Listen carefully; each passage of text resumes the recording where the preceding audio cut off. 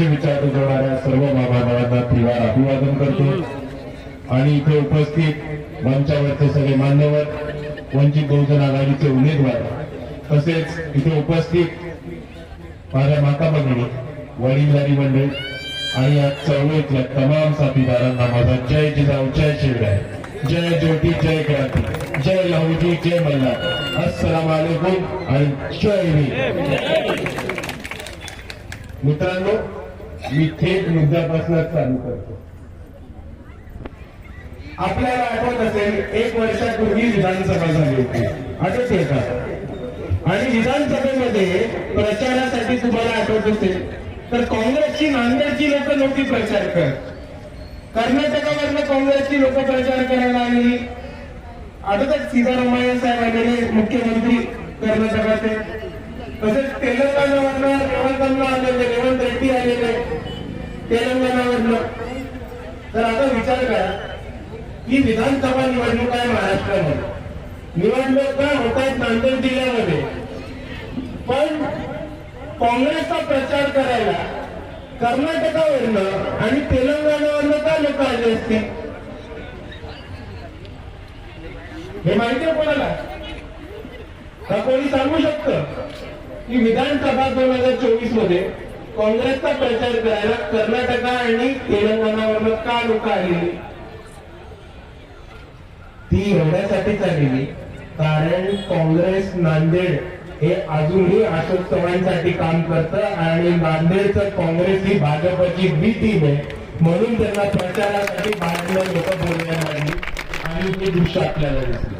आणि हे दृश्य आज आपल्याला आपल्या नगरपंचायतीच्या नगरपालिकेच्या निवडणुकीमध्ये सुद्धा दिसत आहे की आपण सर्वांनी बघितलं असेल 1 महिन्यापूर्वी वंचित बहुजन आघाडीचे फारुख सर शिवा नरले यांनी एक प्रेस कॉन्फरन्स घेतली आणि त्या प्रेस कॉन्फरन्स मध्ये म्हटलं होतं की वंचित बहुजन आघाडी आणि काँग्रेसची युती झाली. आठवतं आपल्याला?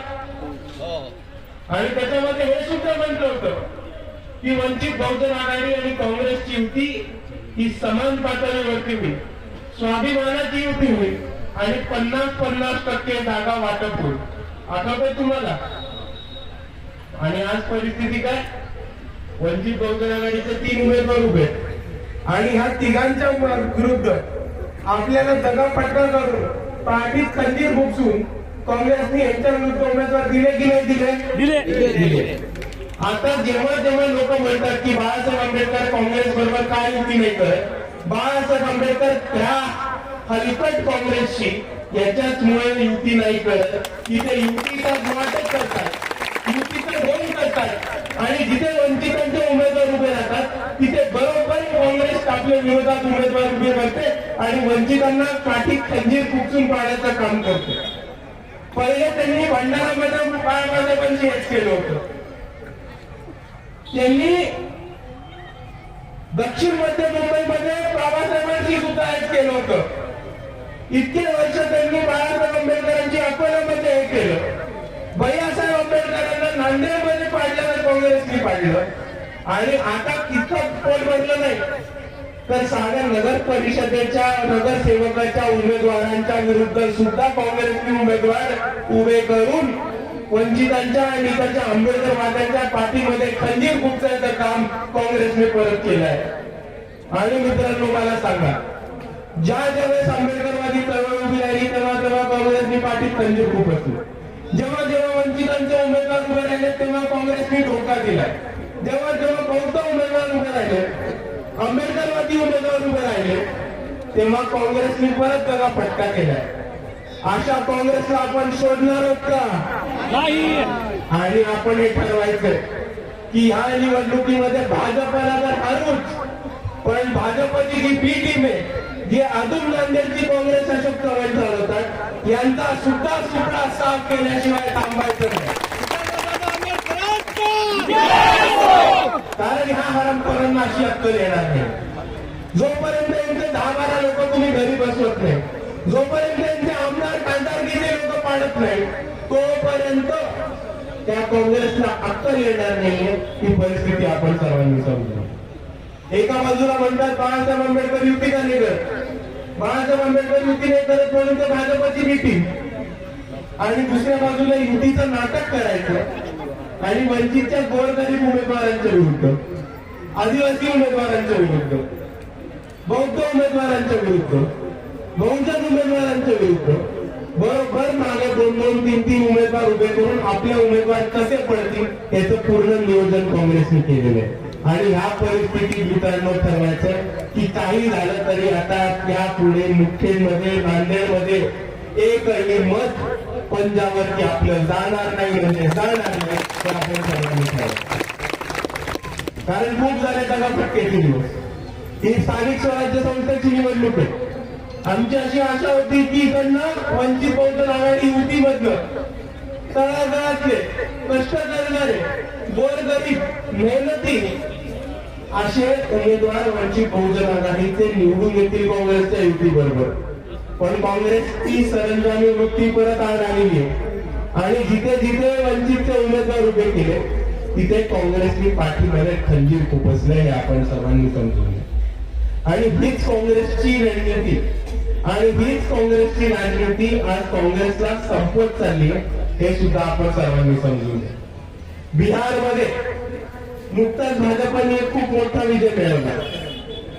तिथे काँग्रेसने अनमोठेपणा केला आणि 50-50च्या सीट मागितल्या आणि आरजेडी म्हणजे लालू प्रसाद यादवांची जी पार्टी आहे, तेजस्वी यादवांची, त्यांच्याकडनं जास्तच्या सीट मागून घेतल्या.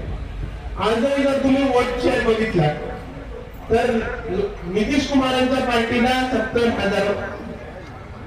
70 लाख वोटिंग आहे, भाजपला 80 लाख वोटिंग आहे, पण 1 कोटीपेक्षा जास्त मतदान हे आरजेडीने घेतलंय.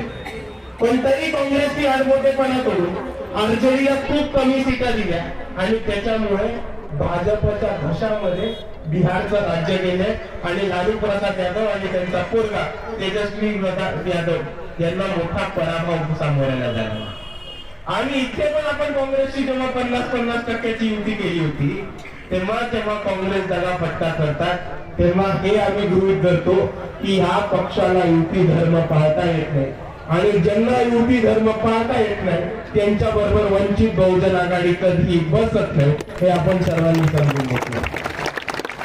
आणि दुसऱ्या बाजूला ही बाळासाहेब आंबेडकरांची भूमिका राहिली आहे. त्यांच्या आयुष्यभरामध्ये त्यांनी हे स्वाभिमानी राजकारण केलंय की ते स्वतः पडले तरी चालतील. अकोल्याच्या सीटसाठी त्यांच्या मतदारसंघामध्ये कधी त्यांनी तडजोड केली नाही एवढ्यासाठीच की त्यांचा कार्यकर्ता आणि वंचितचा कार्यकर्ता हा स्वाभिमानाने जगावा आणि स्वाभिमानाने पुढे यावा. पण इथे जर काँग्रेस दगाफटका केला असेल तर या काँग्रेसवाल्यांना शेवटचं सोडतो की तुम्हाला नांदेडमध्ये हद्द पार केल्याशिवाय वंचित बहुजन आघाडी राहणार नाही हे इकडच्या काँग्रेसवाल्यांनी समजून घेतलं पाहिजे.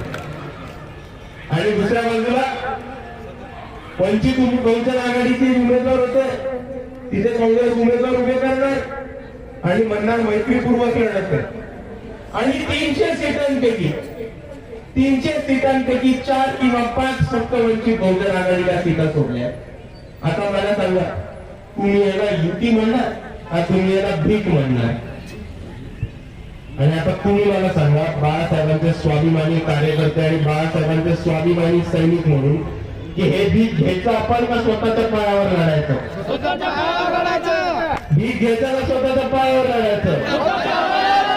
आणि म्हणून आपला हा नारा आहे की आपल्याला भीक नको सत्तेची, आपल्याला सत्ता हवी आहे ती आपल्या हक्काची.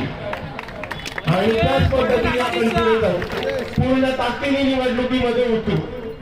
आपल्यामध्ये जे उमेदवार आहेत ते सक्षम उमेदवार आहेत, जिंकून येण्याच्या परिस्थितीमध्ये उमेदवार आहेत. आणि मी आपल्या सर्वांना एवढंच सांगतो की एकही खासदार नसताना, एकही आमदार नसताना, एकही मंत्री संत्री नसताना वंचित बहुजन आघाडीचे कार्यकर्ते नेहमी आपल्यासाठी लढत राहतात, धावत राहतात आणि इकडच्या व्यवस्थेच्या विरोधात, इकडच्या प्रस्थापितांच्या विरोधात एक बंड पुकारून आपल्या सर्वांसाठी एक भान आणि कवच कुंडल म्हणून इकडचे वंचित बहुजन आघाडीचे उमेदवार नेहमी राहतात.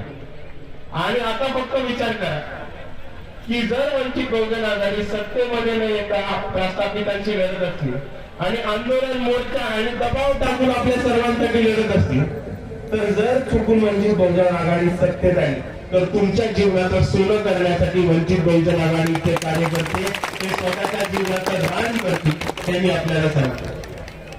आणि जाता जाता नुसता एक मुद्दा मांडून जातो की आम्ही लढत आहोत इकडच्या वंचितांच्या, गोरगरिबांच्या, शेतकऱ्यांच्या, कष्टकऱ्यांच्या, बहुजनांच्या, आदिवासींच्या, बौद्धांच्या, दलितांच्या, सर्वांच्या न्याय आणि हक्कासाठी लढत राहू. आणि लढत राहू म्हणजे लढत राहू. समोर मोदी येऊ दे, देवेंद्र फडणवीस येऊ दे, अशोक चव्हाण येऊ दे, काँग्रेस येऊ दे, भाजप येऊ दे, राष्ट्रवादी येऊ दे, वंचितवाल्यांना फरक नाही पडत. वंचितवाल्यांनी एकदा ठरवलं की ते करून दाखवतात. आणि म्हणून मी आपल्याला एवढीच विनंती करतो की येणाऱ्या स्थानिक स्वराज्य संस्थेमध्ये वंचित बहुजन आघाडीकडनं खंडेलोटेताई त्या नगर अध्यक्ष पदासाठी उभ्या आहेत. त्याच्यात आशा नेताताई आणि राहुल नदा हे उभे आहेत वंचित बहुजन आघाडीकडनं. त्यांची निशाणी गॅस सिलेंडर आहे. आपण येत्या 2 तारखेला जास्तीत जास्त मतांनी वंचित बहुजन आघाडीचे उमेदवार निवडून द्या आणि या मुदखेडच्या सत्तामध्ये वंचित बहुजन आघाडीचा झेंडा फडकवा. एवढं म्हणून माझे 2 शब्द